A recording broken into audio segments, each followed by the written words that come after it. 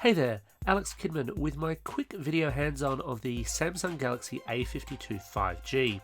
So this is sort of the middle phone of the just announced Samsung Galaxy A series. And it's an interesting device in a whole bunch of ways. And actually, the new Galaxy A series are kind of interesting. Because while Samsung's had Galaxy A mid-range phones for years now, they've generally been solid but not terribly remarkable, not terribly leading phones. Here, Samsung seems to be saying, nope, we want a bigger slice of this market. We want to take on the likes of your Oppos and your Realmes and your Huaweis and your Nokias and everyone else. And of course, they've probably got the brand to do it, especially here in Australia, where, essentially speaking, in terms of phone sales, you have Apple, you have Samsung, and then you've got everyone else.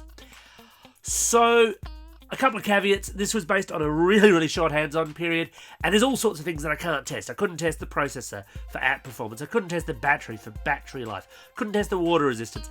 I could basically get a feel for how this and the other A-series phones worked, and a little bit of photo camera time.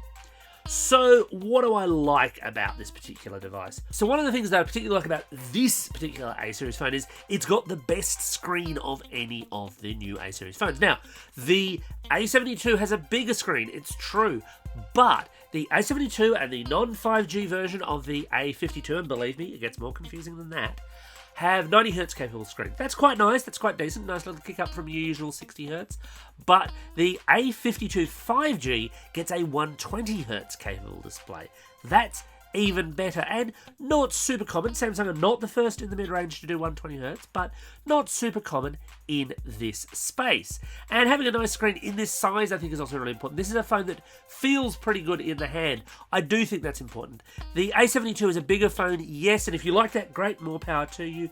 But it is big. Like, you're really going to struggle to do single-handed things with that handset.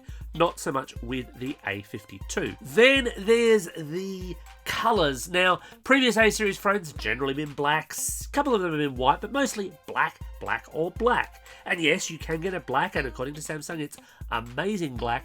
But you can also get a blue phone. You can also get a violet phone. There should be a white phone. Samsung didn't show me one. Don't know if they're going on sale here in Australia. But you get your choice of colours. And look, I'll admit, I'm a sucker for a blue phone. I quite like that light blue tone. I think it works pretty well. The one catch here is this is a plastic glossy phone, and as such it picks up fingerprints like crazy. Samsung had cleaned these phones before I came into the room, but it really did not take all that long for them to look a little bit gunky. That happens across the board with most plastic phones, though. That's not unique to Samsung. So on the camera side of things, there's an interesting kind of mix here, actually. So, primary 64 megapixel lens, then you've got a 12 megapixel ultra wide and a 5 megapixel macro to shoot with. There's also a 5 megapixel depth sensor.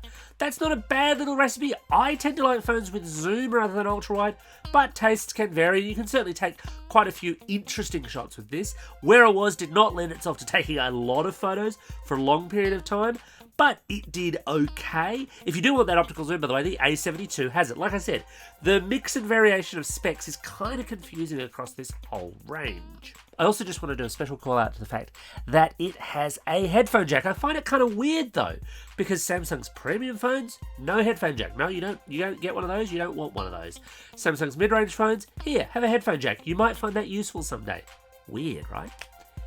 So where's the challenge? Well, the issue really is that this is a space that, while Samsung's been here for a long time, there's a lot of really good competition. You've got really good phones from the likes of Oppo and Realme and Huawei and Nokia and LG, and that makes it a big challenging proposition to come in with not quite a new phone, but certainly a nicely refined phone. Now, at the time I'm recording this, I don't actually know what the exact price for the A52 5G will be in Australia. I'm expecting it to be around $700, but by the time I upload this, I expect that Samsung will have told me. So I'll throw those prices up on screen so you know.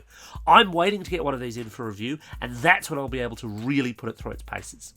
What do you think? Are you keen on the Galaxy A series phones for 2021?